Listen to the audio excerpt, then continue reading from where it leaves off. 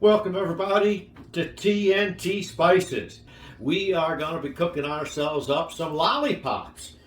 We're making ourselves some venison lollipops.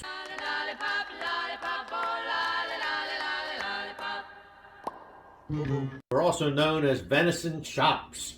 So stick with us because you're going to like this. All right, to start our meal, the first thing we want to do is make ourselves up a marinade. Now, we have a polone here. Inside of this, we have ourselves 5 nice-sized garlic bulbs. If you want to use 5, 6, that's totally fine, up to you. We have a tablespoon of Norma's Latin rub. We have a teaspoon of our SPG seasoning. Delicious, so delicious. And we have a teaspoon of oregano. We're going to take this spice blend and put it inside our polone. We're going to begin mashing this up. Next, we're going to take ourselves a 1/4 cup of olive oil. We're next going to grab ourselves 3 tablespoons of sofrito. You can also buy this in the supermarket. It is best to make it yourself, homemade. We're now going to add in a tablespoon of brown sugar. We are going to take a 1/3 cup of our Norma's decay. We're going to take a tablespoon and a half of some fresh squeezed lemon juice. After our lemon juice, we are now going to add our final ingredient to this marinade. We have ourselves 1/4 cup of red wine.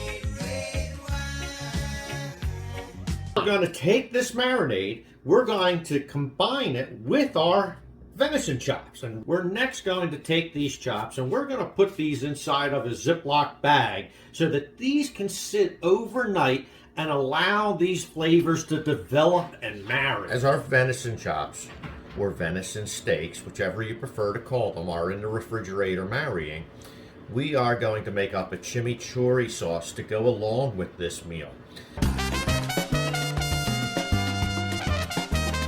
Now we're going to make this also ahead, and we're going to let this sit overnight just like our meat. To begin this chimichurri sauce, we are going to add a 1.5 cups of chopped cilantro. Next, we are going to add 1 small onion that we have diced up. Along with the onion, we also have 1 whole garlic bulb that we minced up, as well as the zest of 1 lime. Our dry seasonings inside of this bowl, we have 2 teaspoons of kosher salt, 2 teaspoons of coarse black pepper, and 2 teaspoons of red pepper flakes. As for our wet ingredients, we have 1/2 of a lime, the juice of 1/2 of a lime, about a tablespoon's worth. We have 1/8 of red wine vinegar, 1/8 of a cup, that is. Then we have 1/3 of a cup of olive oil. We're going to mix all of our ingredients together very well. We're going to then place some saran wrap over top of our bowl and put this in the refrigerator to let this marinate overnight as well. We made a boo-boo. Gosh. There's one very important ingredient that we almost forgot. We have 1 habanero pepper that we've minced up very fine that we also want to add to this. Now, for those of you that can't take or tolerate heat very well, you can exclude, you do not have to add the habanero, and it's perfectly fine. We have a cast iron pot here that I have good and hot. What I'm going to do is I'm going to add some beef tallow to this. If you don't have beef tallow, you can use your oil of choice, but I would recommend a oil that's good at a high temperature. We're next going to take our venison, place that into our cast iron. We're going to give these a good 2 to 3 minutes per side. After roughly 3 minutes or so, We flip these over. We want these to reach an internal temperature of 125 degrees. And we're going to take them off and let them rest. All right. Our meal is plated.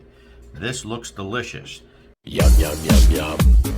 Yum, yum, yum, yum. Yum. The only finishing touches, we have our homemade chimichurri. We're going to take some of our chimichurri, lay that along the top. That's perfect. We thank you so very much for joining us here at Tntspices.